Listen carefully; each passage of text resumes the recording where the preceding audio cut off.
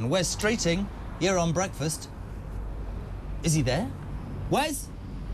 I am. Good morning. Good morning, sir. How difficult was that to get you on? Thank you for joining me. How are you, my friend?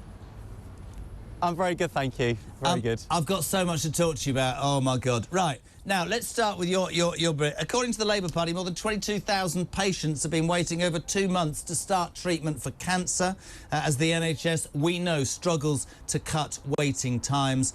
One of the government's key targets, I suffered from cancer. We know during the pandemic, so many people, right, were unbelievably left high and dry. This plan only launched in February last year, committed to bringing the 62-day wait from a patient receiving an urgent referral from a GP to starting their treatment or receiving the all clear, getting it back to pre-pandemic levels. It's not happening, is it? It's not working.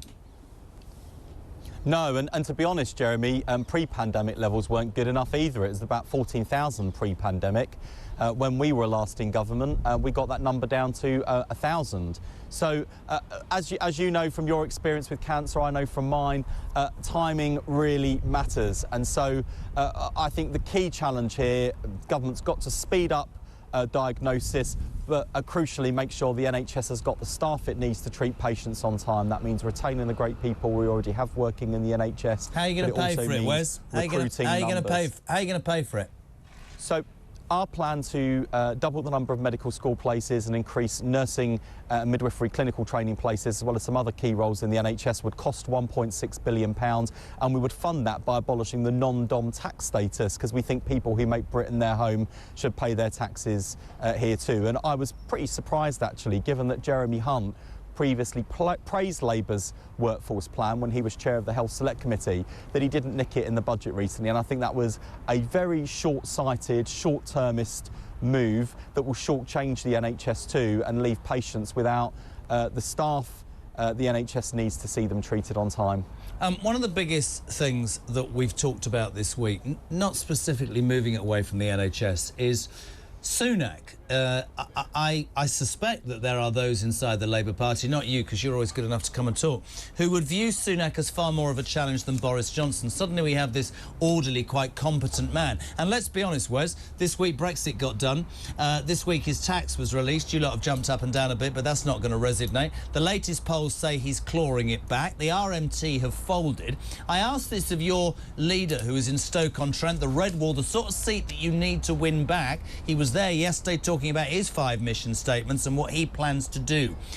Is there enough detail to Labour's plans? Is there enough meat on the bone that's going to enable all of you in the shadow cabinet to explain to all those wavering voters that after 12 years of Tories you really have what it takes? Because there is, you know this and you're good enough to come on this network, there is cynicism. And my question always is, how are you going to deal with Sunak and how are you going to deal with that cynicism? Well, we don't take the next general election for granted or voters for granted. We've already set out a number of key policies that will make a big difference, whether it's my plan to deliver the biggest expansion of NHS staff in history, fully costed, fully funded, to make sure the NHS has got the staff it needs to treat patients on time.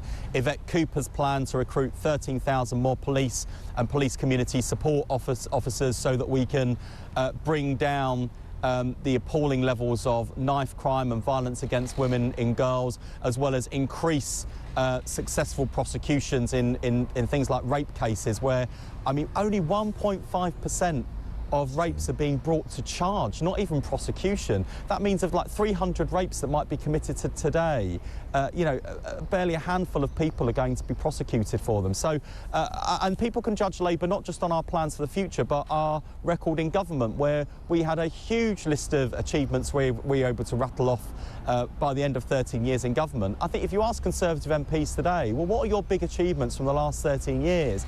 They'd struggle to tell you, apart from, Rishi Sunak, who's sort of running around like Mr. Mop, trying to mop up the mess that his party's created in the last 13 years. He's doing it quite effectively, isn't he?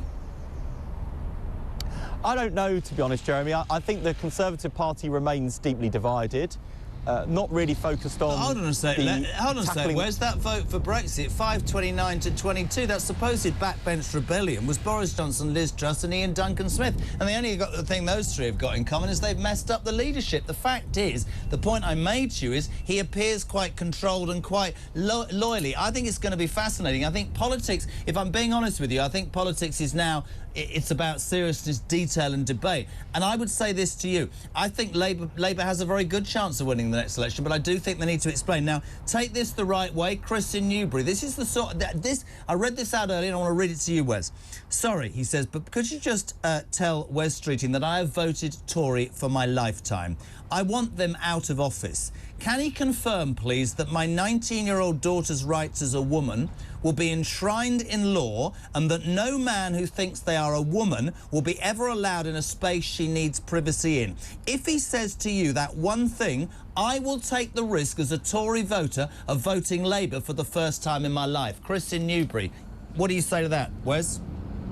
Well, yes, and judge us on our record on this. When we put in the Equality Act, when we were last in government, we recognised the distinction between gender identity and making sure that trans people are treated with dignity and respect, and protecting the sex-based rights of women and making sure that we protect women's only spaces. And I think there is a sensible way forward on this. We actually see this already used quite a lot by practitioners in spaces like women's refuges, which are able to provide both trans-inclusive spaces, but also, where appropriate, women-only spaces for biological women. So I think that there is a sensible way forward on this as a country. I think we need to take some of the heat out of this debate, but I think there is a sensible way forward. And actually, we need to learn from what happened in Scotland, because there we saw, with their gender recognition reforms, laws that were put through with good intentions, but not laws that were designed to protect against the abuse of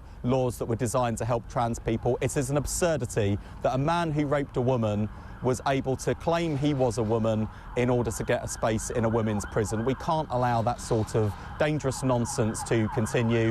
I don't think it's in the interests of trans people who want to go about their lives with dignity and respect and care. It's certainly not in the interests of women's safety too. And Labour's taking a much more hard-headed look at how we can get the right balance in terms of the law, so we treat everyone with dignity and respect and also protect women's spaces too.